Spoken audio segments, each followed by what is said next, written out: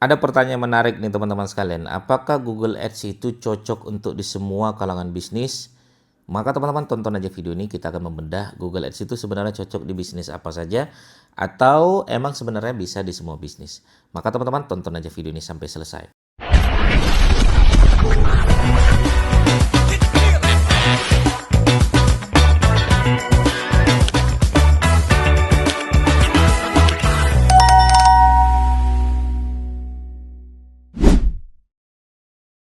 Oke ya teman-teman sekalian, kalau kita berbicara tentang Google Ads nih ya, jadi kenapa ada orang yang bisa mengatakan sepertinya Google Ads itu bisa untuk semua kalangan bisnis. Tapi kalau saya sendiri teman-teman sekalian berbeda pendapat ya.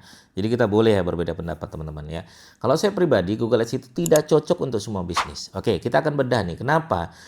Pertama, ya ini fundamentalnya mungkin teman-teman harus pahami dulu ya. Pertama, Google Ads itu adalah ya bukan kita yang mencari customer, customer lah yang mencari kita. Jadi artinya kalau kita pengen bermain di wilayah Google Ads, ya kita menawarkan produk sama orang yang sudah niat beli. Ya saya tekankan teman-teman sekalian, kita menawarkan produk sama orang yang sudah niat beli. Kenapa Mas Didik mengatakan seperti itu? Karena kita tuh sebenarnya nggak menawarkan teman-teman sekalian, tapi mereka yang mencari gitu kan. Mereka ngetik, mereka ketemu website kita tanpa kita menawarkan sama mereka di awal. Tapi mereka yang datang duluan. Artinya mereka sudah ada niat untuk beli produk kita. Kenapa? Karena dari kata kunci yang sudah mereka ketik. Contoh nih, misal ya, saya ketik yaitu jasa sedot WC Jakarta Selatan. Maka ketika saya sudah mengetik kata kunci yang sudah spesifik itu, panjang itu, keluar iklan kita, dia ngeklik berarti dia sudah ada keinginan untuk menggunakan jasa sedot WC. Itu prinsipnya seperti itu teman-teman ya.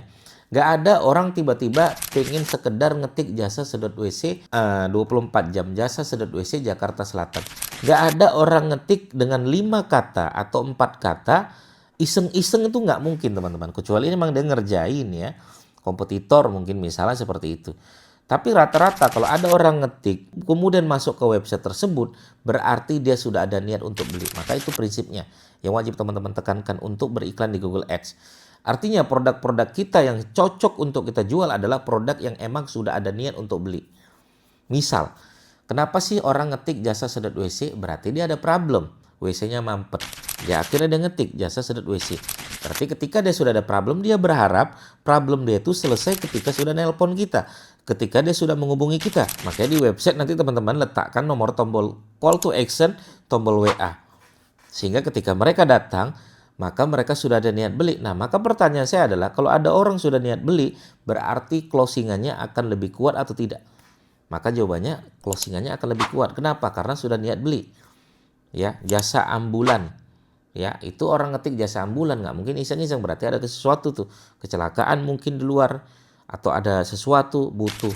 Misalnya istrinya hamil mau melahirkan, akhirnya dia ngetik jasa ambulan dan nelpon. Ya, maka ada problem akhirnya orang nelpon. Nah, itu Google Ads, teman-teman. Itu yang cocok untuk produk-produk tersebut.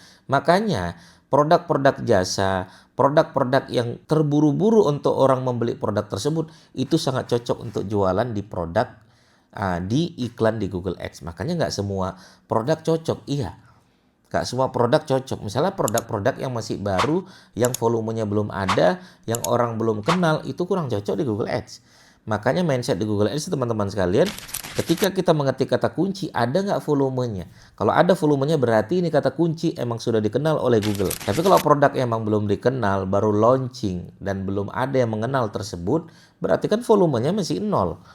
Ya, kalau volumenya masih nol, di Google Ads belum terdata kata kunci tersebut.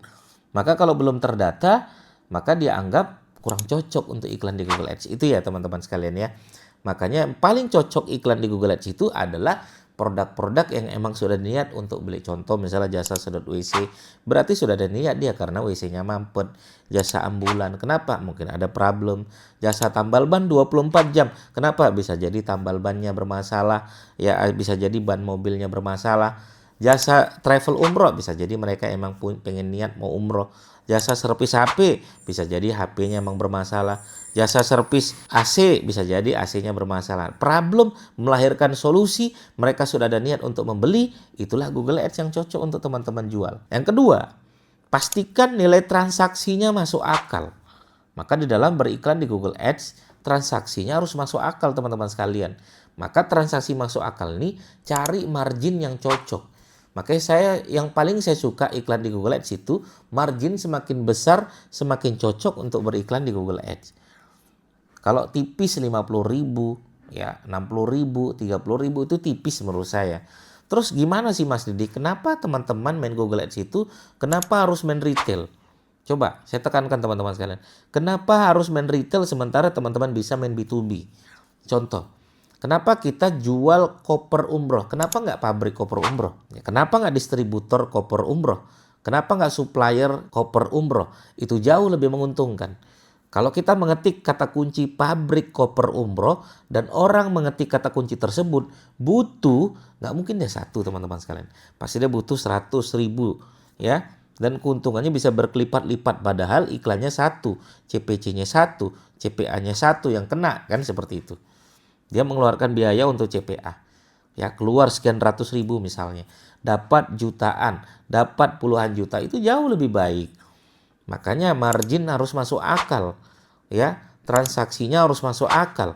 Kalau transaksi nggak masuk akal, misalnya jualan stiker untung 6.000, ya jualan retail ya peci 1 biji keuntungan cuma 15.000, saran saya jangan begitu main di Google Ads. Makanya jualan peci retail, ya jualan celana retail, jualan sepatu retail yang marginnya tidak masuk akal, terlalu kecil, sangat tidak cocok untuk beriklan di Google Ads.